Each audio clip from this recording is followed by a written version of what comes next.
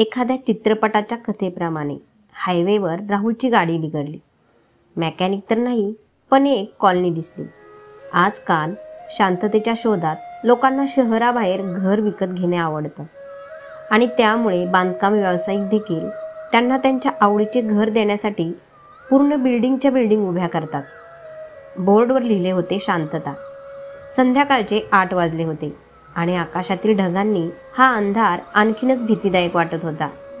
मुंबईसारख्या शहरात रात्रीचे 8 वाजले म्हणजे काही विशेष नव्हते, पण हवामान आणि गाडी खराब होणे हा मोठा प्रश्न होता.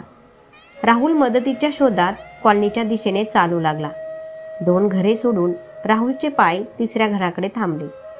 घरासमोर एक छोटीशी बाग होती. त्यातली चमेलीची फुलं त्याला स्वतःकडे आकर्षित करत होती. जणू कोणाची तरी आठवण ताजी झाली होती.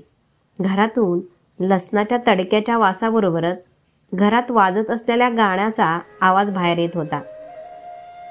आओगे जब तुम सजना, अंगना फूल खिलेंगे. राहुलने दरवाजा वाजवला. एका लहान मुलाने बाहेर डोकावले. तो साधारण 2-3 वर्षांचा असावा. राहुलने त्याला विचारले, बेटा, मोठं कुणी असेल तर बोलाव. मुलाने हाक मारली, आई पिशी, बाहेर ये. आतून एक महिला कमरेला अडकवलेला साडीचा पदर नीट करत दारात आली.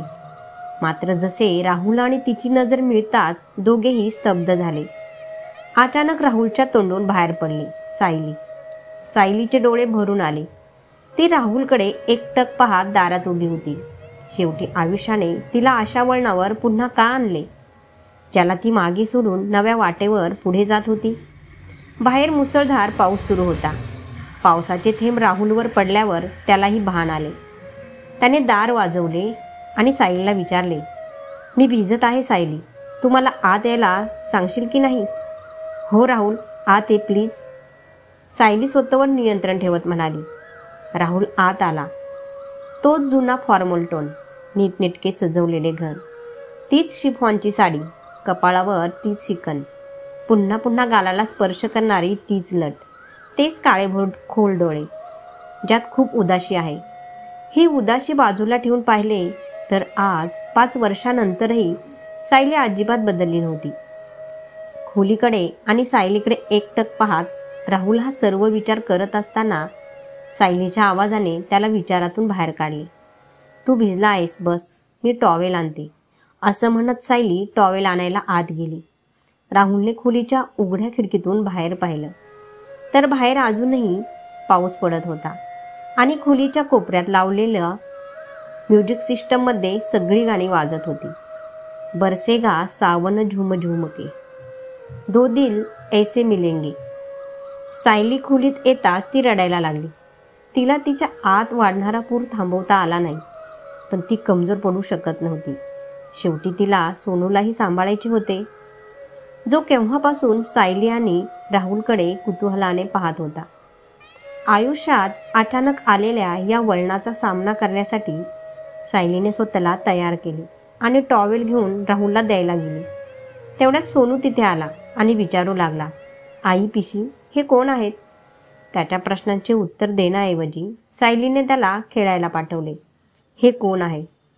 सोनूच्या या निरागस प्रश्नाने सायलीला तिच्या भूतकाळात ओढले. भूतकाळातील कथा. इंटरनॅशनल मीडिया मास कम्युनिकेशनच्या ऑफिसमध्ये जोरदार तयारी सुरू होती. या ऑफिसमध्ये सायली ही सेलिब्रिटी कव्हरेज रिपोर्टर होती. आज तिला प्रसिद्ध गायक रॉकस्टार राहुल आहुजा यांची मुलाखत घ्यायची होती. खरं तर ती राहुल आहुजाची खूप मोठी फॅन होती, पण राहुल आहुजाची वैयक्तिक आयुष्याबाबत चांगली प्रतिमा नव्हती. कदाचित त्यामुळेच आजचा शो त्याला खटकत होता. कार्तिक हा सायलीचा खूप चांगला मित्र होता. दोघेही कॉलेजपासून एकत्र होते. वडिलांच्या उपचारासाठी सायली दिल्लीहून मुंबईत आली तेव्हा कार्तिकने तिला त्याच्या वडिलांच्या एंटरप्राइजेसमध्ये नोकरी तर मिळून दिलीच, पण घरही मिळून दिलं. सायली कार्तिकला तिचा बेस्ट फ्रेंड मानत होती, यात शंका नाही. पण कार्तिकचे सायलीवर प्रेम होते आणि जेव्हा कार्तिकने तिच्याकडे आपल्या भावना व्यक्त केल्या तेव्हा सायलीने नकार दिला आणि सांगितले की एक मित्र म्हणून तिच्या मनात नेहमी त्याचे एक विशेष स्थान असेल. पण याचा त्यांच्या मैत्रीवर कधीच परिणाम झाला नाही. कारण एक दिवस सायली आपलं प्रेम समजून घेईल आणि स्वीकारेल अशी भावना कार्तिकच्या मनात कुठेतरी होती. कार्तिक सायलीच्या केबिनमध्ये आला. सायली थोडी काळजीत होती. सायली, तयारी झाली? कार्तिकने इंटरव्ह्यूच्या तयारीबाबत प्रश्न विचारला. खरं तर मलाच माहीत नाही, सायलीने घाबरलेल्या स्वरात उत्तर दिलं. काळजीत का आहे? तुला तर खुश व्हायला पाहिजे. तुझा रॉक स्टार येत आहे. फक्त एक झलक पाहण्यासाठी तू हजारो रुपये खर्च करते. आज तुम्हाला एकत्र बसून गप्पा मारण्याची संधी मिळत आहे.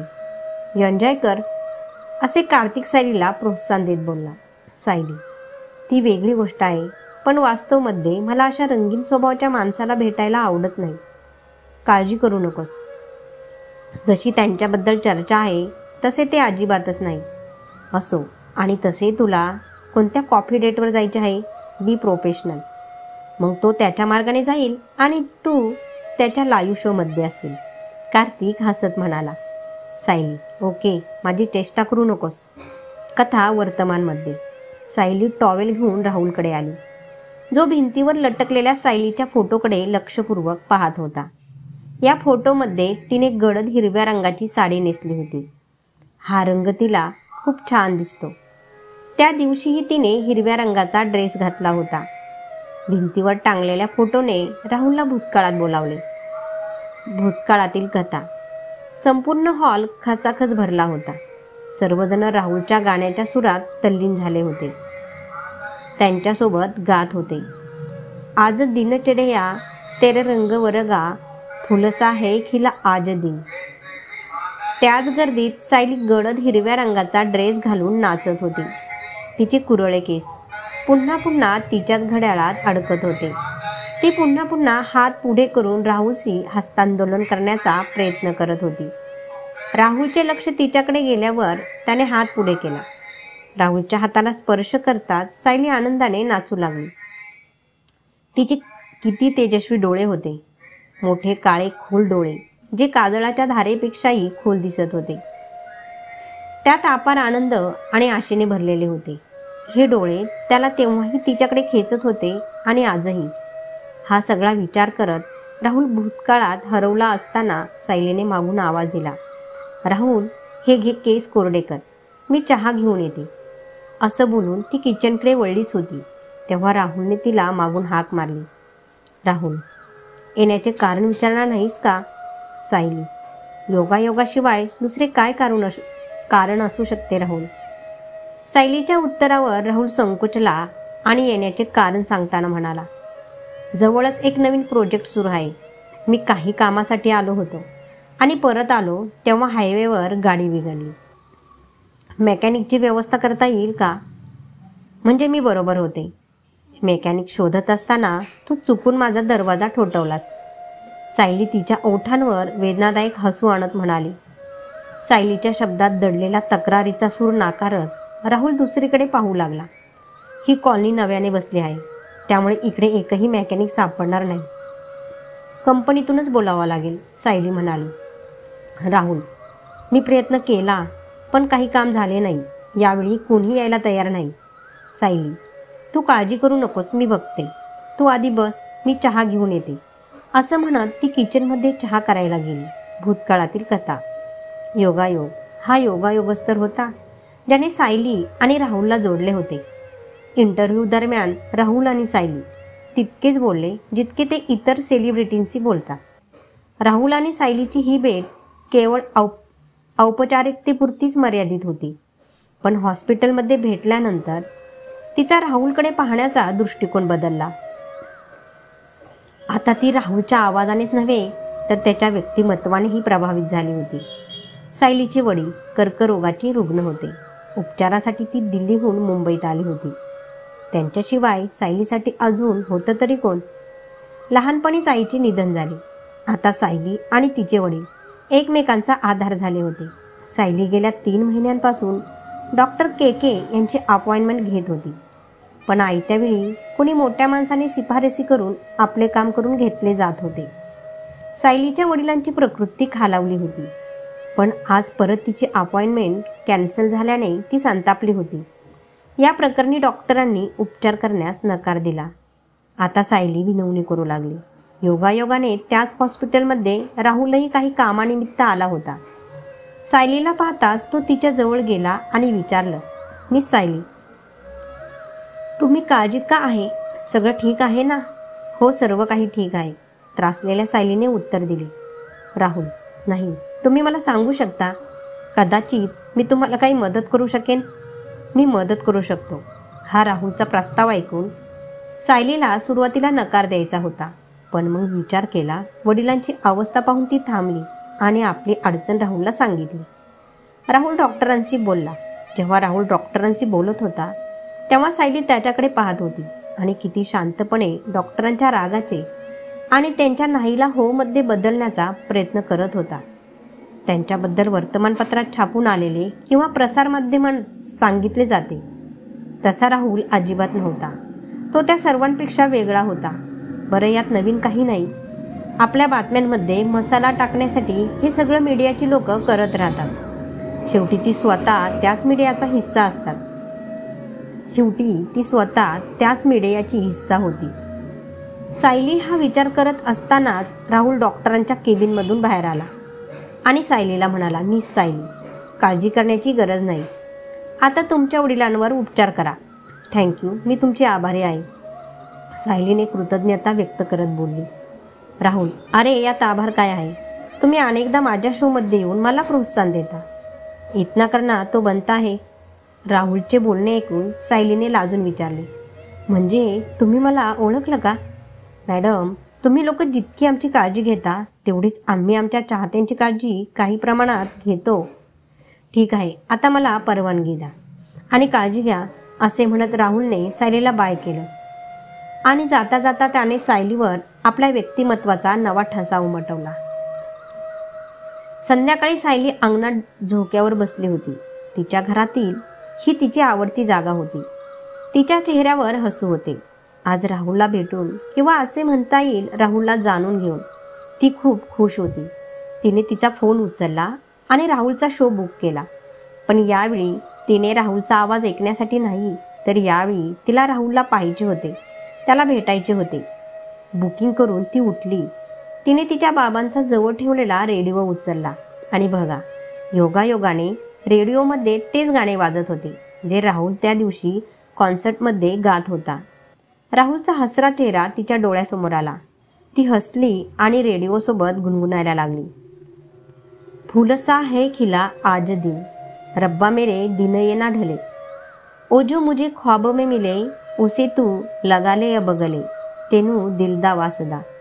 कथा वर्तमानमध्ये. खेळण्याच्या आवाजाने राहुलचे लक्ष समोरच्या टेबलावर खेळत असलेल्या मुलाकडे गेले. त्याने सायलीला आई म्हटले. नाही, त्याने आई पिसी म्हटले.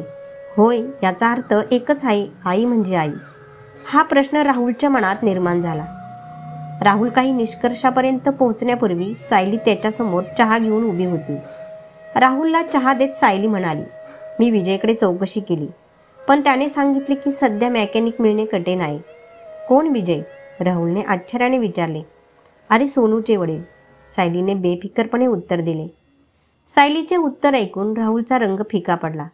कदाचित सोनू आणि विजयच्या नात्याचे सायलीशी आकलन करताना तो काही दुःखद निष्कर्षापर्यंत पोहोचला असावा.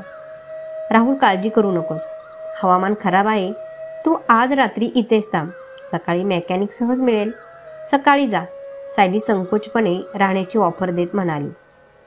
आता सायलीला कुणी समजावं की राहुलची गाडी आणि हवामानाची काळजी तो सायलीसमोर येताच थांबली होती. जेव्हा जीवनच आपल्याला पुन्हा पुन्हा वादळात आणते तेव्हा हवामानाच्या वादळांची कोणाला पर्वा असते.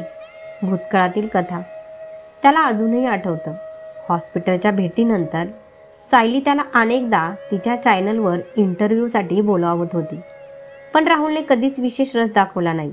पण सायली आणि तिचे प्रयत्न पण त्याला इतकं तर माहीत होते की सायली इतकी जिद्दी रिपोर्टर आहे की जोपर्यंत तिला अपॉइंटमेंट देत नाही ती सोडणार नाही.